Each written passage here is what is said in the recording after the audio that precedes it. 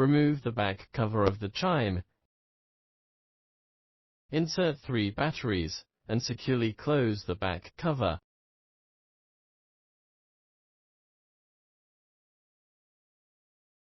Press and hold the doorbell button for 1-3 seconds until the indicator light illuminates. Press and hold the chime setup button for 3-5 seconds until the indicator light turns on.